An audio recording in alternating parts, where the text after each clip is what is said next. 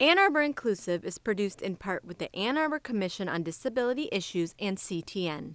The views and opinions expressed in the show do not necessarily reflect the views and opinions of the Commission or CTN. For more information about the Commission on Disability Issues, visit a2gov.org/disability resources. If you have program topic suggestions, please email a2disabilityissues@gmail.com. Hello, and thank you for joining us on Ann Arbor Inclusive. I'm Tom Holtland. Almost everyone has watched a loved one age and all the challenges that threaten to change the quality of life that they have always enjoyed. Whether these challenges be the many stages of dementia, Alzheimer's, or other disabilities that limit one's ability to live independently. I am really happy to be introducing Joanna LaFleur, founder and CEO of Memory Lane Assisted Living. Her unique approach to elder care, based on many years of experience working in other traditional nursing homes and home care services, is truly unique and in some regards unprecedented in our communities. Joanna, welcome to Ann Arbor Inclusive. Thank you. I'm so happy to be here. Great. So before we get into our interview, I know that you brought out a video that sort of introduces Memory Lane. Why don't we take a look at that right now? Great. And on the other side, we'll get to know you a little bit better. Okay. I'm Joanna LaFleur. I'm the CEO and founder of Memory Lane. I actually started working at a nursing home about 13 years ago, and I just fell in love with elders and just realized that that was my thing that I needed to do for the rest of my life. I switched my major from elementary education actually to recreational therapy, and I've been working with elders ever since.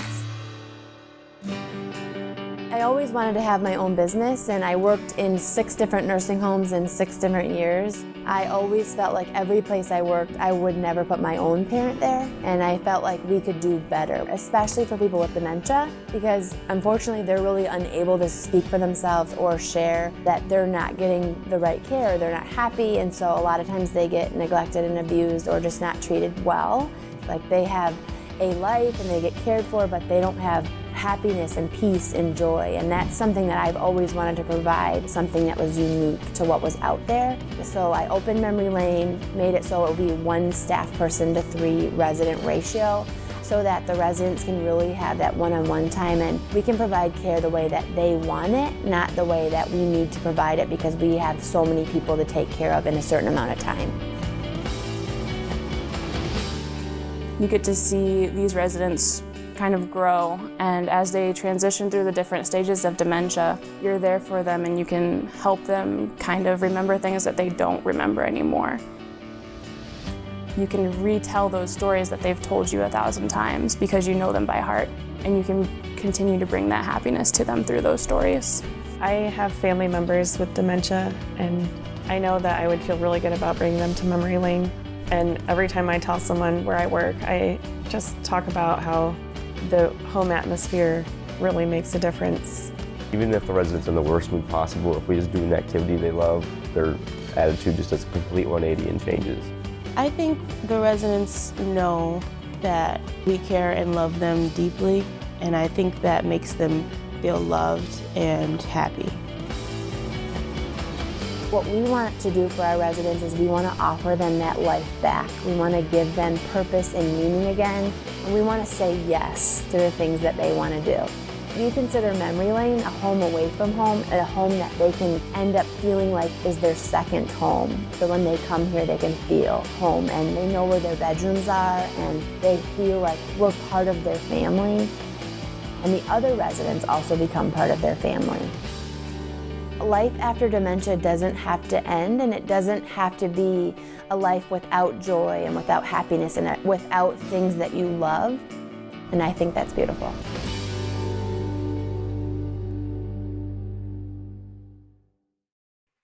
Oh, that's a great video that really sort of encompasses all that you are. But I'd like to first ask you in real time, what was it that made you come to the realization that you wanted to create something different than what you had experienced in Memory Lane Assisted Living? I think for me, just in all of the experiences I've had, I fell in love with elders many years ago, and I knew it was going to be my passion. I knew I wanted to do it. And one thing I just really saw in the traditional nursing home settings is I felt like, in all the settings I had worked in, nursing home, assisted living, home care, like we could do better, and that I wouldn't want that for my own mom or grandma who had Alzheimer's at the time. And what I really want for our elders, especially those with dementia, because it's harder for them to speak for themselves, Yeah. is for them to have life and for us to say yes to them, and for them to be able to experience joy and peace and meaning every day. And I think, the way that we're doing it here, we're able to provide that. So because of the small staffing ratio that we have and because of all the things that we do every day, they really are like in a home away from home instead of in a facility where they can feel, sometimes can feel lonely or not be able to do a lot of the things that they used to do. So they don't have as much meaning and purpose in their lives anymore. Can you tell us a little bit, since you mentioned about staff ratio, what it is at Memory Lane compared to what we see in a traditional nursing home? So our staffing ratio during days and afternoons is one staff person for 3 residents, and Wow. on midnights is 1 person per 6 residents. And typically other facilities, nursing home, assisted living, tend to be double or triple that. And that's if everyone shows up that day for staffing. So I think one of the things that you see for assisted livings is staffing ratios are not mandated. There is no number that's required. The rule, it says you have to have enough staff to meet the needs of the residents. And that's, there's a lot there that someone could say, someone that's managing it, that's maybe never done care before, never had a loved one with it, could say, well, I think 1 person could handle 10 easy. In nursing homes, they have ratios that are specific, but it's like 6 for days, I think 10 for afternoons, and maybe 15 for midnights. And I don't know that for sure, but that's around what it is. And that's kind of what I saw to be one of the biggest problems in facilities is you're kind of, even if you have amazing staff and they're really trained, they are already set up to fail because of those numbers. Yeah, I mean, obviously, when you're talking about 1 to 10 patients and people with dementia probably not sleeping through the whole night, quality of care is really going to go down. For sure. Yeah. And I mean, they have needs and they have, it isn't a lot of the times the residents where people with dementia have, what people call behaviors, which I like to call reactions, a lot of normal reactions that any of us would have. Yeah. And they have things like, walking around, trying to leave, which any of us would have if we were dropped off somewhere to live. Or they get, aggressive or agitated because of different things. And a lot of times just sitting with them, doing a hand massage or music or, puppy play or just different things that they enjoy can calm that down instead of a medication. But Okay. because in facilities, they don't really have the time for that, they sometimes can spring for meds instead. Okay. I know that you have a degree in recreational therapy. Mm-hmm. Can you tell me, I wanted to go for a degree in rec therapy and how that works out within your mission? Yeah, so I actually I started working in a nursing home, my first nursing home I worked in, and then I found out about rec therapy. That's when I started working with elders, and I just knew that was what I needed to go for. I was actually in elementary education at this time, and I switched my major. And I think because I realized that you can create moments of joy with elders. Most of rec therapy jobs are found in nursing homes. There are some in hospitals and some with children and some with psych, but a lot of it is in nursing homes or assisted living or with elders. And so I just found, I have been working with these elders and fell in love with them. And one of the things that I love is music, and I've been doing it since I was a little girl. And so one of the things that kind of brought me there was I was doing music for a group of the residents, and there was one resident in there. Her name was Lulu, and she was, very, very far into her dementia. was crying a lot, couldn't say a lot of words, but she loved music. And so I would play music for them and she would sing the songs with me. And one time at the end of the music, I would always sing "Good Night, Sweetheart," that song. And so I sang that line, "Good night, sweetheart, it's time to go." And all of a sudden, Lulu goes, "Da da da da da." And I was like in shock. I couldn't believe that she said that. She sang the notes that not only knew the words. And that's kind of when I was like, this is something I have to do forever. Like, use music, use crafts, use, cooking, use whatever, but give them moments where they can come alive again. Wow. So can you explain, I read, when I was looking at your website, I read several times a client-based, human-centric approach, which is unique to your group. Can you explain what that means? Yeah, I think really it's all about individual residents. Like, it's what they need. People are unique and they need to be treated as such. And we all have little things that kind of make us mad, or, we have times when we like to get up in the morning, or when times we like to go to bed, foods that we like to eat, or, we're really a coffee drinker in the morning. We really need that. Or, some of us really like exercise and some of us really hate it. So we're all very unique. And I think for us, it's all about finding what the person is all about, not just what they are now, but what they were like, so we can find different routines and preferences, and so we can do the things that they like when they like them. And I think because we have that 1 to 3 staffing ratio, we don't wake our residents up in the morning. We let them get up when they want to get up. And so for some residents, that's 7 a.m., but some it's not till 11 a.m. And so we don't have to get up a certain, we don't have 10 people to get up, so we don't have to start at 5 a.m. We can start when they want to. And so I think that's kind of what it is about us. It's about preferences as far as times they wake up. Like, are they a morning shower or are they an evening shower? Which are they better? What do they like for breakfast? What do they like in their coffee? What kind of activities, make them happy, engage them? And it's about centering all of our care, all of our activities, all of our meals around that. Not based on what we want, but based on what they want. Okay, so that must mean that you have to interview the family and involve the family as much as possible, because they're going to be able to give you the history of my grandfather was a sailor. He loved sailing, or whichever. Exactly. Yeah, so I do you know to find. an in-depth assessment. Yeah, an in-depth assessment with the families, finding out, what if they were like different questions, like if they were at a restaurant, what would they order? Or what kind of things did they used to do in the past? What time did they used to get up? Or what did they do for a living? Like, for example, we have one resident that was an afternoon nurse. So her schedule is it's an afternoon schedule. She gets up late in the afternoon, and she doesn't go to bed till like 3 or 4 in the morning. And most facilities would find that very irritating and try to get her on sleep meds, which, we do want her to get enough sleep, but that's kind of her schedule. So she goes to bed at 3 or 4 a.m. and she sleeps kind of till like 11 or 12, and that's her sleep schedule. Yeah. So. I think that would be my category. I would stay up and visit with her. Yeah, I'm the same way. So I'm like, I wouldn't want, I say, this is what I say to my staff. I say, listen, I'm not a morning person. And so if you try to get me up at 6 a.m. and then say, let's take a shower, I will punch you in the face too. And I don't have dementia. I just don't like getting up. Yeah. Yeah.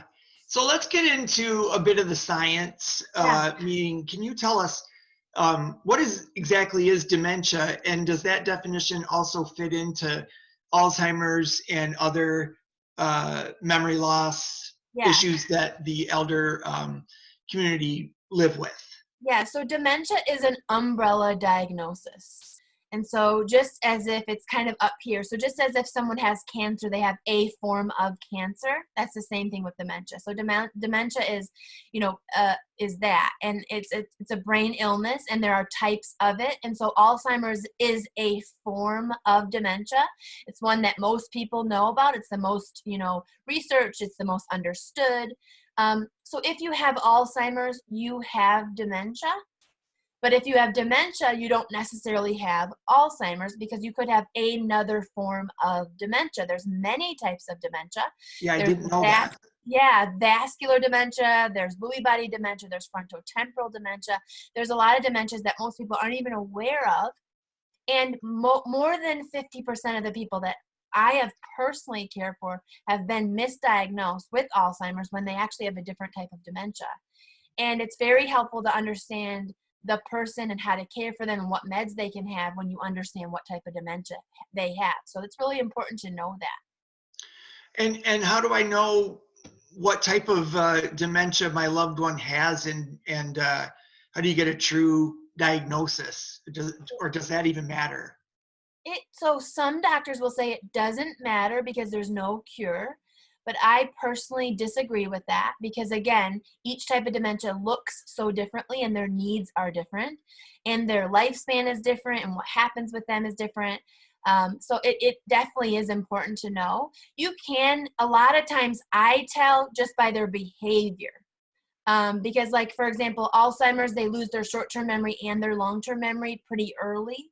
But say something like vascular dementia, they maintain a lot of their short-term and long-term memory. So they can still remember things that, say, someone with Alzheimer's wouldn't. Okay. And that's really important to know. But I always suggest getting a brain scan to find that out because they can typically find that out that way. Neurologist or a geriatric doctor can usually help you with a diagnosis. And I always tell my people it's important to go for that. Usually when we have people in our home, it's pretty much too late because they're too far into it and they wouldn't be able to handle a brain scan. But I think early on, it's important to get a diagnosis. Okay. So let's say I'm having a hard time communicating with my loved one. How do you guys help with that? How could you help with that? So I think, people with dementia, they struggle with communication. And the biggest thing is a lot of times they forget their words. Yeah. Or they are repetitive with their words.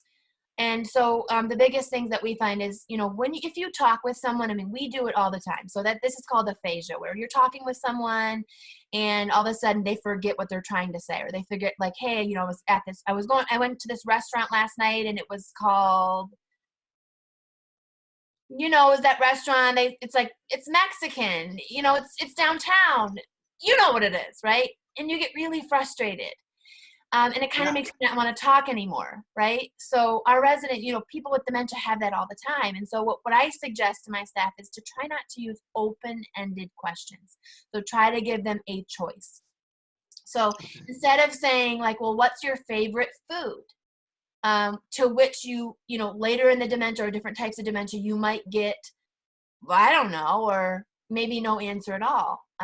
Then you can say, well, what do you like better? Do you like pasta or do you like meat and potatoes, like steak? Which do you like better? Or, instead of asking, well, what did you do for a living? You could say, hey, I heard you were a farmer. Did you enjoy that? So like a yes or no. And you can turn anything into a closed-ended question. It just takes some intention. You have to think about it. Yeah. So what I say is like to practice it. And then the good thing is you always get a second chance. So if you ask a question and you're getting no answer, you're getting like anger, frustration, then you're like, oh, wait, hold on. Let me ask this again and try different. Yeah. So I think you touched on this earlier, but what about if my loved one wants to sleep all day and they're not engaged in the things that we know they love and that they probably still have the ability to do?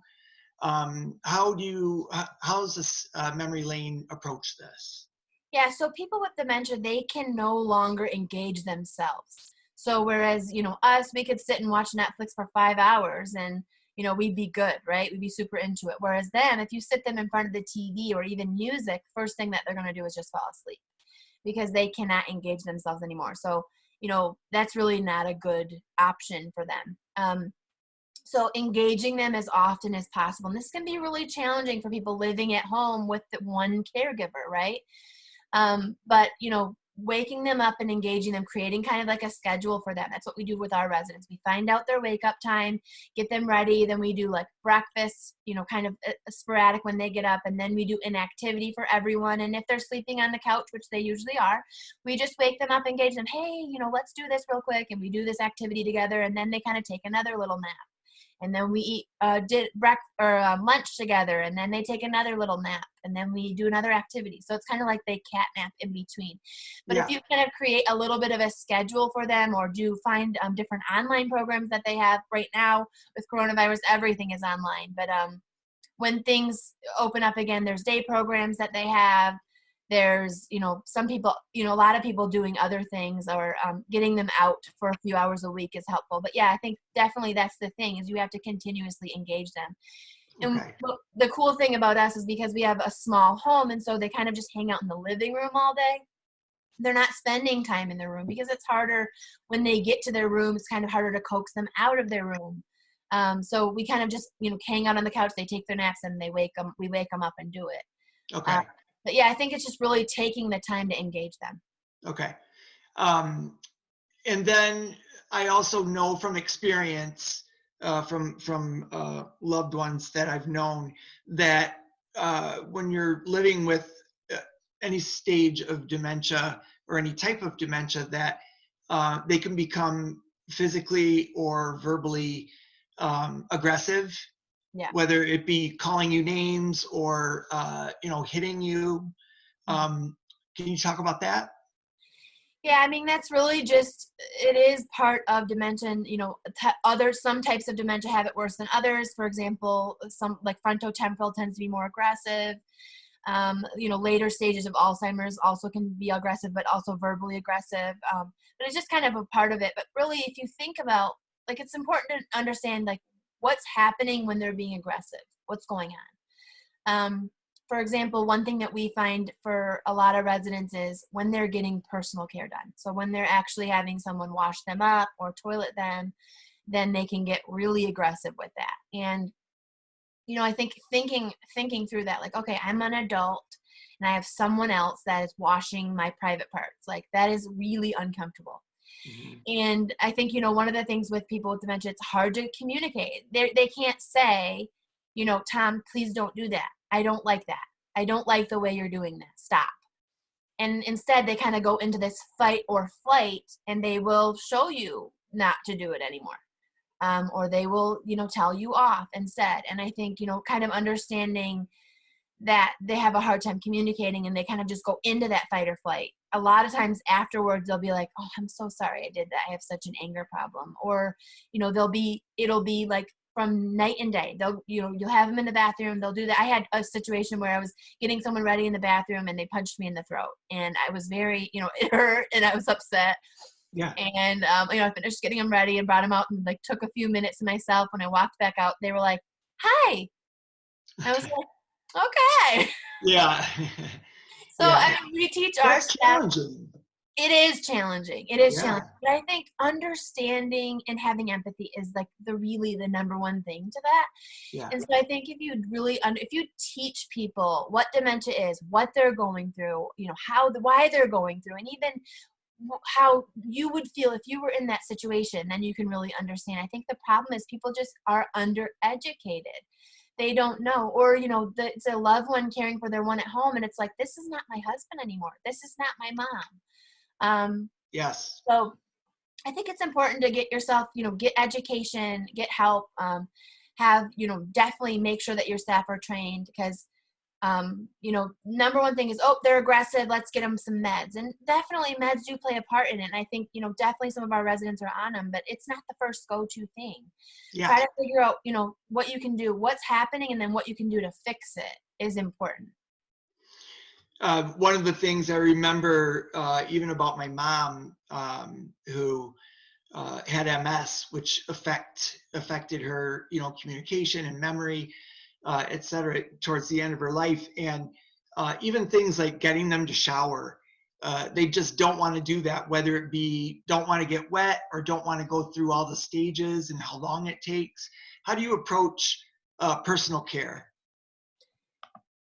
Yeah, so with personal care, I think, first of all, it's finding out what works for that person. I mean, you have to understand that each person is so different. And one thing that can really make a difference is simply not doing it super early in the morning, because that's something that they, waking someone up out of a deep sleep and saying, let's go take a shower. I mean, that's really not ideal.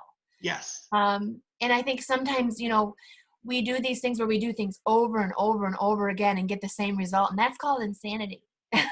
Yeah. And we're trying these same things, and then we're going, this person just doesn't want to shower. Yeah. Well, maybe they just don't want to shower at 5 a.m. Yes. Yeah. It's quite a way to wake up. Yeah. Yeah. Another thing is, the person that's doing it, sometimes people respond differently to different people. Sometimes people need someone that's really kind and really, caring and, that. And sometimes people need a little bit of a firmer hand, like we are doing this. And I think, different techniques you can use, like, we use bribing all the time, let's do this and then we're going to do this kind of thing. We try to make sure that the water is very warm and the room is very warm, because coldness is one of the biggest reasons they don't want to do it. So another thing we do is we put towels on their whole body and take one off one at a time and then put one back on.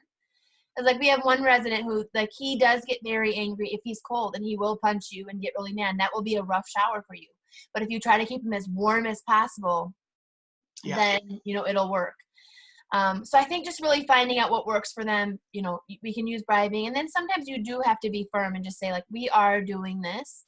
You haven't had a shower for a long time. And it also depends on what stage they're in. When they're more independent and, like, you can't make them take a shower, you can't make them take a shower. Yeah. So opting for, like, a sponge bath instead is a better option. At least they're getting clean. Yeah. It's just like caring for a toddler or your young kid. I know tons of kids that don't like to take a bath or get in the shower, and you have to bargain with them and so forth. And it's we all know that the elderly sort of revert back to childhood characteristics, and our care needs to be tailored towards that. Yeah, they can. Yeah. Yeah. Yeah. So what about delusions and, even hallucinations and things like that? Yeah. So a lot of times our residents have delusions and hallucinations. And I think, first of all, kind of finding out, is this harming them? Like, is it an issue? Like, if someone is looking at the wall and saying, oh, look at that baby, she's so sweet, look at those kids, I'm like, really? They are? Oh, that's so awesome. Like, you don't have to get them out of it. It's not like mental illness where you're trying to make them get right, Yeah. But if it's something that's upsetting them, like we had one resident who, she ran a daycare, and so she was really upset. She would see kids all the time, and she'd be like, oh my gosh, their mom's going to be so worried about them. She's going to be mad at me. Like, we've got to take the kids home. And so then we would just play along, essentially, and just be like, okay, we're going to call their moms right now. Come on, kids. Like, let's get out of here. We're going. I'm going to take them home. Don't worry. Just be fine with it. And try to, like, fix the problem for them. Yeah, yeah. So I think that's important. Well, that's great. Unfortunately, we're out of time, but can people come take a tour of Memory Lane? Yeah. Well, right now, so during Corona and because of the government's, they're not able to take an actual tour right now. Okay. But we could do a video tour for them. They can call me anytime and talk with me if they have concerns or issues with family members or trying to figure out what to do next. I have a lot of resources for families. I also have a lot of videos on my website of training. I think that's really important. Okay. Yeah. And your website? Yep, it's www.memorylanemichigan, all spelled out, Michigan.com. Great. Well, I want to thank you, Joanna, for joining us today and highlighting the diamond in the rough that Memory Lane Assisted Living is. I'm pleased to know that there's a place in our community for our loved ones that are living with the complexities of memory disorders that are so prevalent in our lives. One that truly believes that regardless of what stage the residents are experiencing, they believe that they should live with dignity, respect, and the quality of life that they rightfully came to earn. For the Commission on Disability Issues and all of us at Ann Arbor Inclusive, thank you for joining us, and we hope to see you next time.